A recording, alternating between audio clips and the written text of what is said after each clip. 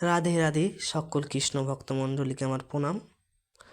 কিছুদিন পরেই আসতে চলেছে রাধাষ্টমী, আর আমাদের সকলেরই মনে একটা প্রশ্ন আছে যে এই রাধাষ্টমী কি ব্রত পালন করব?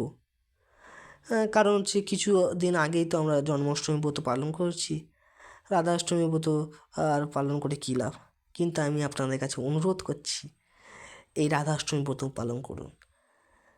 কারণ এই রাধাষ্টমী ব্রতের মহত্বে বলা হচ্ছে পদ্মপুরাণে, যারা এই রাধাষ্টমী ব্রত পালন করবে তারা 1000 একাদশীর ফল লাভ করবে এবং 100টা জন্মাষ্টমী ব্রতের ফল লাভ করবে। এই রাধাষ্টমী যারা ব্রত পালন করবে, এই রাধা অষ্টমী ব্রত অবশ্যই সবাইকে পালন করা উচিত একান্তই।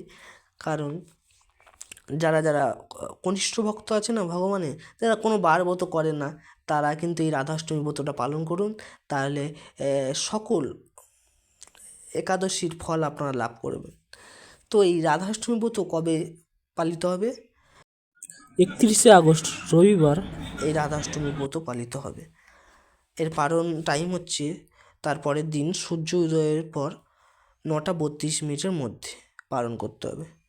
তো এখন প্রশ্ন হচ্ছে, রাধারানীকে কী ভোগ লাগাবেন আপনারা? তো আমি বলবো 56 ব্যঞ্জন তো ভোগ লাগাতে হয়, কিন্তু যারা পারে না, যাদের অর্থের সংকট আছে, যারা গরিব গরিব মানুষ আছেন, তো তাদেরকে বলবো এই 3টে এমনি তো ভোগ লাগাবেন, লুচি টুচি দিয়ে ভোগ লাগাতে পারবেন।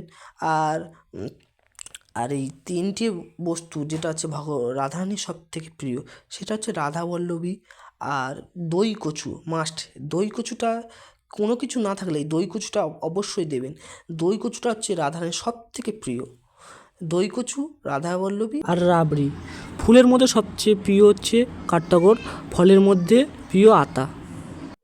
এই ব্রতটি আপনি নির্জলা বা ফলাহার করে উপবাস করতে পারেন। আর আগের বারে যেরকম জন্ম অষ্টমীর সময় রাত 12টার সময় অভিষেক হয়েছিল, কিন্তু রাধাষ্টমীর সময় দুপুর 12টার সময় অভিষেক হবে। তো আপনাদের কাছে আমি হাত জোর করে অনুরোধ করছি, আপনারা সকলেই এই রাধাষ্টমী ব্রত পালন করুন আর ভগবানের সান্নিধ্যে পৌঁছে যান। এই রাধাষ্টমী ব্রত খুব মহত্বপূর্ণ ব্রত। এই রাধাষ্টমী ব্রত আপনারা তো এই মহত্ব শুনলেন, বুঝতেই পারছেন পদ্মপুরাণে কী বলছেন, রাধাষ্টমী ব্রতে কী বর্ণনা করছে। তো আপনারা পালন করুন আর ধীরে ধীরে ভগবানের সান্নিধ্যে পৌঁছে যান। রাধে রাধে।